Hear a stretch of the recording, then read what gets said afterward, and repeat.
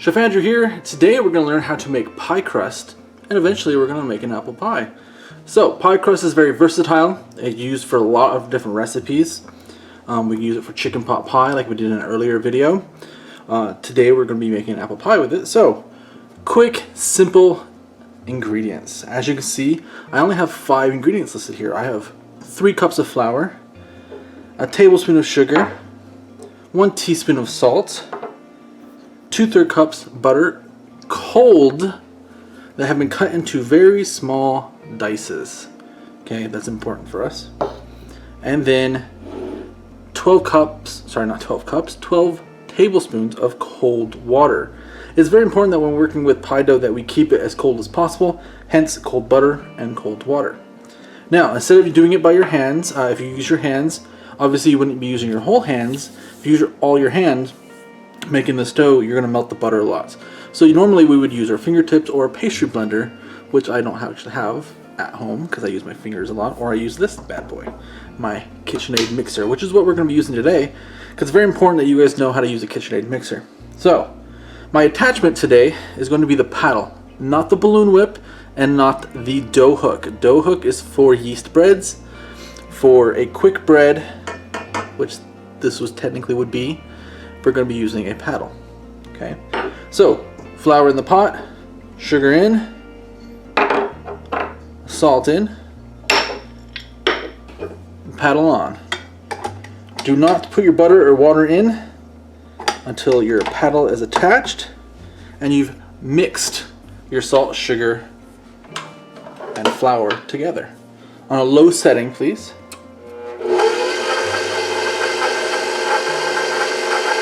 Nice and easy, right? Now we're going to be adding into the cold butter. We're going to add all the butter, it won't be hurt. Again, it's cold, it's already broken up into small cubes, will help it turn the flour into a cornmeal texture is what we're looking for.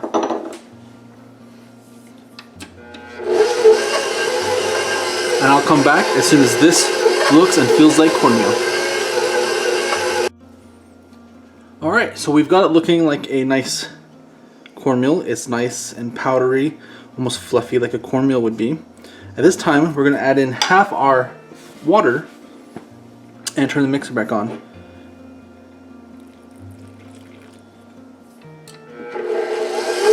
And then from here, we're just going to add in a tablespoon of water at a time until the dough comes together.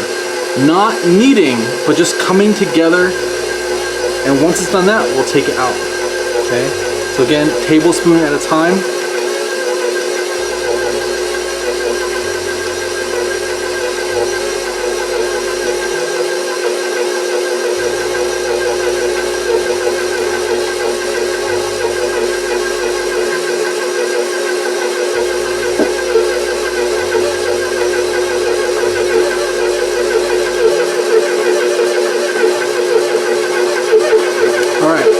Hear that sound? It sounds like the mixer's starting to overwork itself.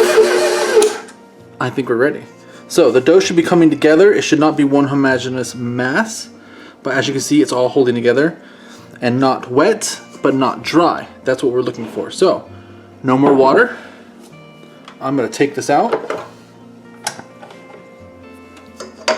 get it off the paddle.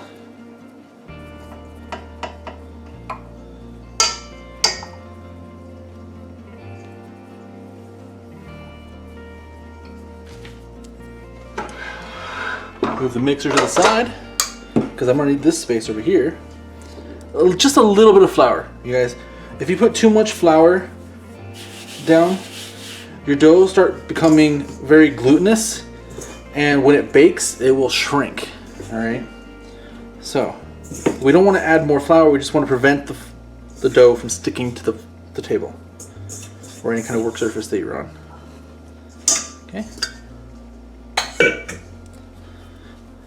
I'm just gonna see. All right, we're good. I don't really need to knead this. So what I'm gonna do is I'm gonna divide this in half.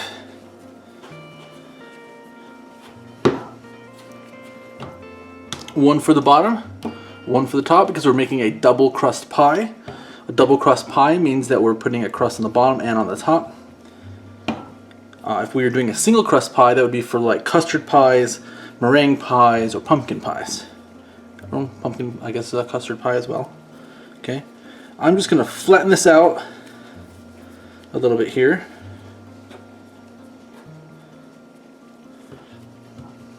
Same with this one.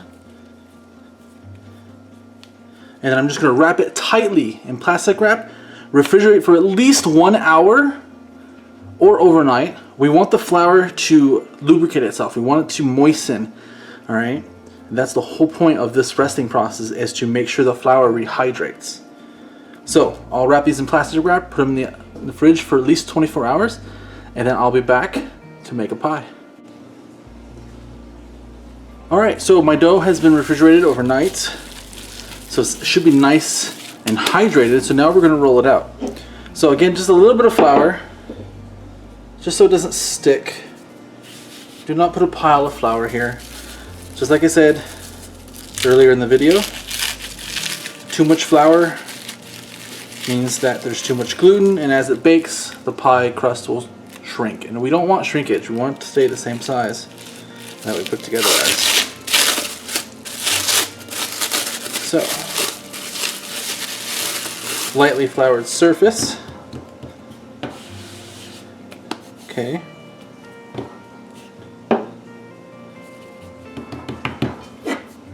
Flour your rolling pin.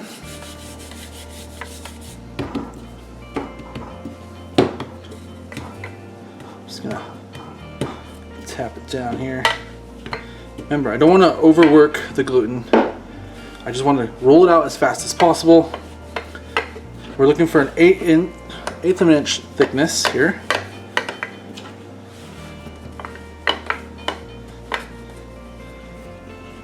And we want to make sure that it gets bigger than your pie pan, right? So this is the pie pan I'm using. It's not big yet, so we're going to roll it out. And as soon as it's the right thinness and the right size, I'll be back. Alright, pie crust is nice and thin. It's bigger than my pie container. So, two ways you could do about this. My rolling pin's not long enough. We could roll it over this and then just kind of unroll it here. But, a nice, simple, fast way. Fold the dough in half. Okay. Bring your pie dish over. And just lay it so that the seam is about the halfway point of your dish, and then you just unfold it. Nice and simple, right? So now we're just going to tuck the corners here. We don't want to push, but we do want to make sure that all corners are nice and tight with no big air pockets. So lift up your dough and let it settle down into the corner. Okay. Pat down the sides.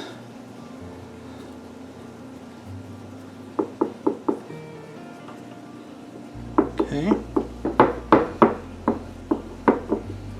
And now I'm just going to let this rest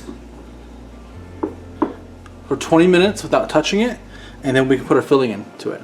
I'll be back to show you how to create a top layer for your pie. Right, so I got my dough nice and laid out evenly. I did a rectangle because I'm going to be cutting strips. I'm going to use a small cutting board as a flat edge and a nice little pizza slicer to help with this. So the first things first is I'm going to create a nice flat edge. I'm not going to use this scrap, although you could bake it and make it all up. But make sure you're using a flat edge. I am. Okay. And I'm going to make just not small, but not thick slices.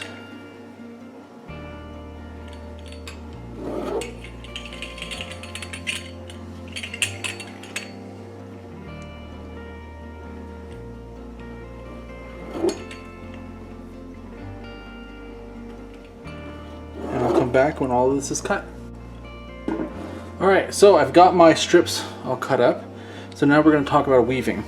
So, using the back of a flat tray, baking sheet, I'm going to put one directly down the middle.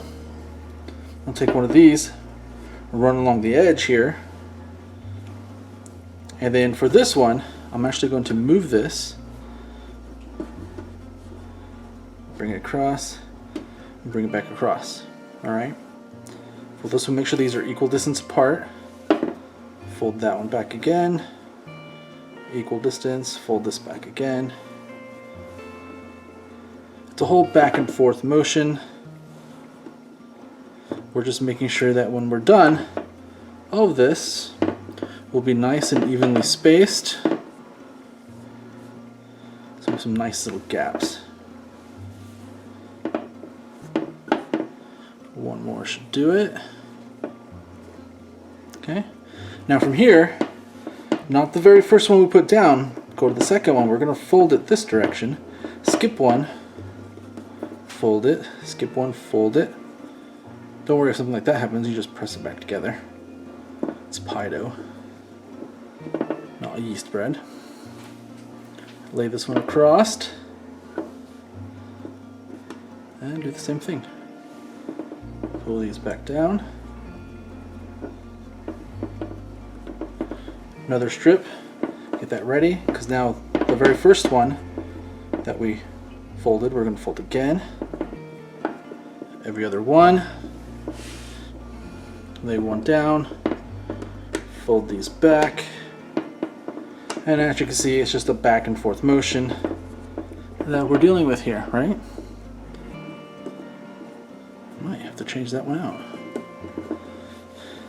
Alright, and I'll be back when I finish the other side. You'll just do the same thing that you did on this side, but with that side. Alright, all done. So now you're just going to make sure that you kind of evenly space everything. It doesn't have to be perfect, but we don't want close, big, big holes and whatnot. So now I'm all good to go. So what I'm going to do is I'm going to pop this in the fridge for about 20 minutes, let it rest, just like I did with the pie crust. And then it'll be nice and firm for us to transfer to the pie when it's filled. Alright, so let's go ahead and make a pie filling for our pie crust that we've made. We're going to be doing an apple pie today. So I have 5 apples right here, all sliced and have been tossed with about a 1/4 cup of lemon juice so they don't brown. That's what we want. Lemon juice is also going to help in the recipe as well. 3/4 cup of brown sugar. Make sure you pack that really well before you measure it out. A 1/4 cup of white sugar. I'm not doing as much sugar in most apple pies that you see, because I'm actually going to replace the liquid that we use for water. I'm going to use a cranberry apple juice. The cranberries add a nice addition to the apples, and then the apple juice already has a lot of sweetness in it, so we're going to use that. Along with that, you're going to need half a stick of butter.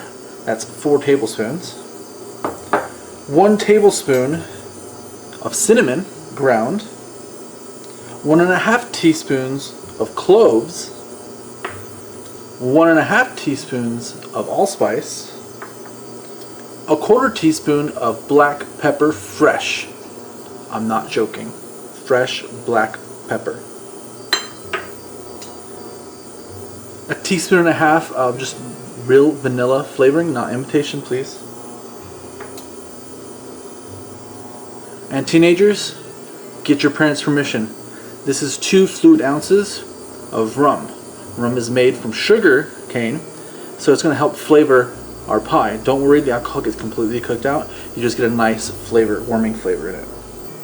Along with all of those, you're going to need some nutmeg. Fresh nutmeg is the best. Alright, so if you're lucky enough to get a couple seeds of nutmeg, make sure you keep them in an airtight container and use them within about a year or so after you gather them. So, starting off, you're going to heat your pan. It's about medium low. We're going to add in our butter.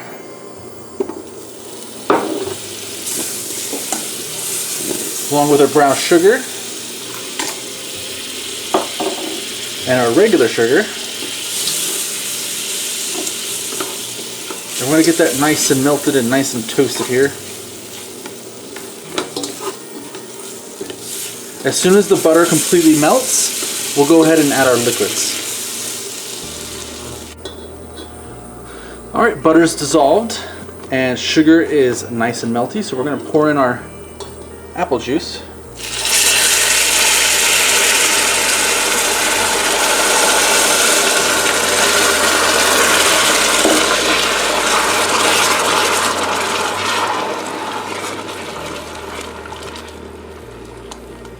along with our vanilla, our rum, and our spices. I'm not kidding about the black pepper, trust me.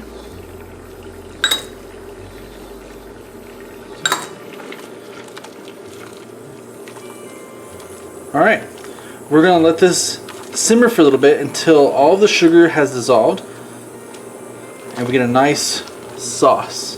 It will not be very thick at the moment, it'll be very thin. The starch from the apples as well as the sugar caramelizing will help thicken the sauce later on. Again, I'll be back as soon as the sugar is completely dissolved. Alright, our sugar is nice and melted. We have a sauce that's beginning to thicken, which is perfect. Now we're just going to take our apples and put them right in.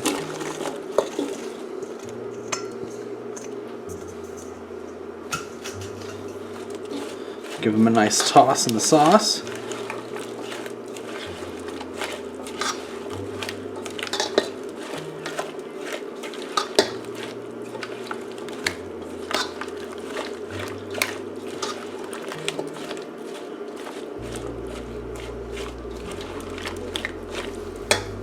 And finally, you must be asking, what about the nutmeg? Alright, so nutmeg comes in little shells. You do have to get it out of the shell. Okay, here's a whole one compared to what it looks like. Okay, take them out of the shell, and we have our little nutmeg. Easiest way, microplane or a very fine grater. Okay, we don't want a lot, maybe about 10 or so little taps. It'll give it a nice dimension as well as a nice flavor on it. If you don't have nutmeg, or nutmeg is too expensive, but you do happen to have mace, mace is always a good alternative to that. Give this a good toss. And believe it or not, nutmeg and mace come from the same plant. Okay, nutmeg is the inner seed, but the outside of these, see if I can get them really close. You see these little black veins or divots in the mace, or sorry, in the nutmeg pod? These are usually lined with a very red powder type thing, or a red vein, and that is mace. They strip it off of the nutmeg, grind it, and that's where we get mace from. Alright? And then inside the shell is the nutmeg. So nutmeg inside, mace is the outer skin or veins that they take off the nutmeg pod. Learn something new every day, right? I'm gonna let this simmer for roughly about 35-40 minutes. I want the sugar to develop into the apple skins or into the apple flesh, and I want the apples to come out as well, but I also want it to thicken a little bit. I don't want a very thin filling for my pie. I want a nice thick viscous filling. So I'm gonna let that simmer for a little bit, let the apples kind of come down, and also help us cook our pie faster in the oven since we're cooking some of the filling already. Alright? I'll come back when that's done and we'll fill our pie. Alright, got the pie filling done. Pie crust is rested. And if you look at this, see how nice and syrupy that is? Okay, let me get some of this sauce over here. Okay, it's kind of like what we're looking for. Okay, move your finger across the back of the spoon. You have that nappe effect. That's how you know your sauce is the perfect consistency for anything, dessert or hot food. So we're gonna put this in here. We're gonna give it a nice generous filling. Okay, and since the apples have cooked, it's not gonna take as long for us to cook our pie. Most pies take over an hour to cook properly, but with ours, we kind of cut down on some of that time.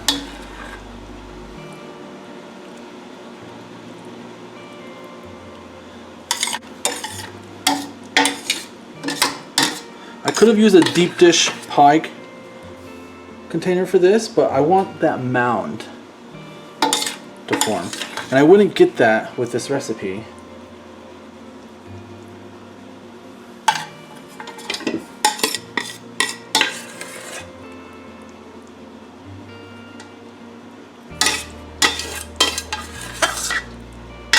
There we go.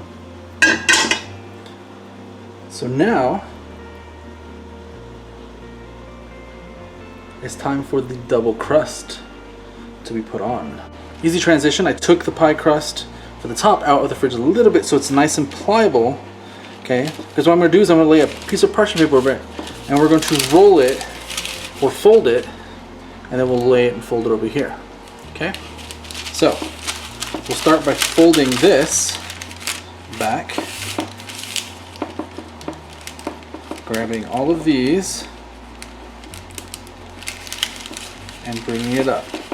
Because what's nice about this is we can kind of fix it as we go along, so that when we do unfold it onto the pie, it'll stay in its proper shape. Okay, same thing, grab the pie crust going across there, bring it up, see if this one does that, just tuck it back. Good. Okay. And the next one. And the next one. Okay. Good, right? Start with the edge here. And we're just gonna roll it over.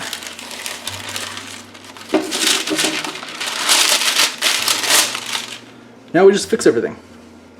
We make sure that these come up. If it does that, see how this one fell off, so we'll just put this one over here. Bring it up, push it down. Have to use my knife for this one. Got that nice syrup there. That's fine. No pie needs to be perfect. Okay. Do some adjustments here and there. Alright. Now I'll just go ahead and cut off the excess here. And when that's all done, I'll come back. Alright. Excess cut.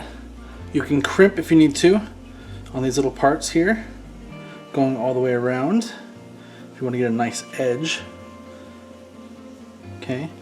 When you've got that done, egg wash.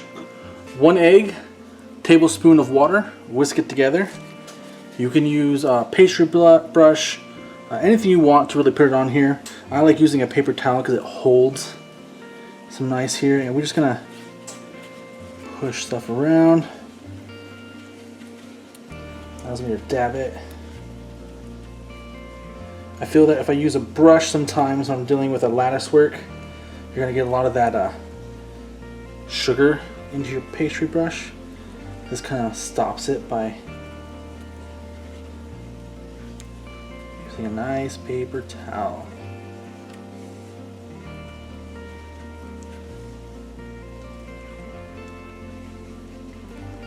And you get a more rustic look at it than you would with a pastry brush, which is what I'm going for. Now, goes in the oven at 365 degrees for 45 minutes to an hour until the pastry crust is nice and golden brown. Alright, and here we have my apple pie. I went ahead and baked it for 1 hour. I got a nice, really good golden crisp on a lot of the dough. I also got some nice clean white areas, which is what I was looking for, because I'm looking for visual texture, you could say. Alright, you will need to let this cool for at least 1 hour before you even attempt cutting this pie. Let it set and settle. Alright, you'll notice that some of the sugar syrup kind of cooked off. This is why you always bake anything like this, like a pie or a casserole, on top of a sheet pan because of that spillage. Sugar that caramelizes will expand, and obviously I don't want all of that all over my oven. That would be too much of a pain to clean for me. Alright, so always bake on a sheet pan or a sheet tray that is large enough to catch anything if it does spill over. We'll be back in an hour as soon as this cool, because I want to eat some pie with some nice homemade ice cream. Alright, so let's go ahead and plate our pie. I've already cut it, so I'm just going to get it out of the dish here. Hopefully it comes out pretty easily. I did use a glass dish for a reason, because it tends not to stick to glass. Came out pretty nice. Okay. if you look at your pie here, see nice syrupy textures. Okay. All right. No pie. You guys are thinking whipped cream. No, we're going to be dealing with ice cream. Okay. I have a nice vanilla bean ice cream here. I'm actually going to teach you how to make quenelles. And these are basically using 2 large spoons. You're going to shape your ice cream. Ooh, let me fix that here. Shape your ice cream into little footballs.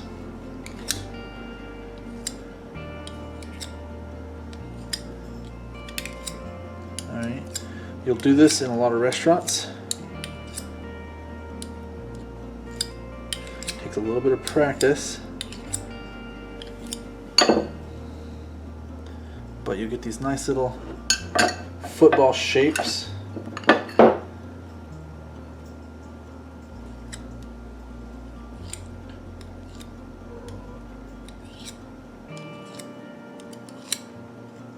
Usually they have 3 sides, as you see. Okay. Again, does not have to be perfect. Apple pie is pretty rustic compared to a lot of other pies. But since it is ice cream, you want to work a little fast.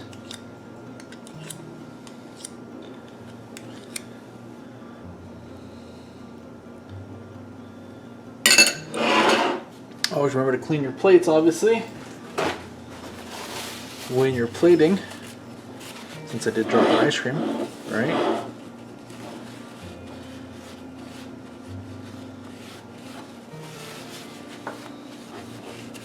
So now we have our nice ice cream plated along with our apple pie. And I literally was not kidding when I said black pepper. Couple hits, and now you're ready to enjoy your apple pie.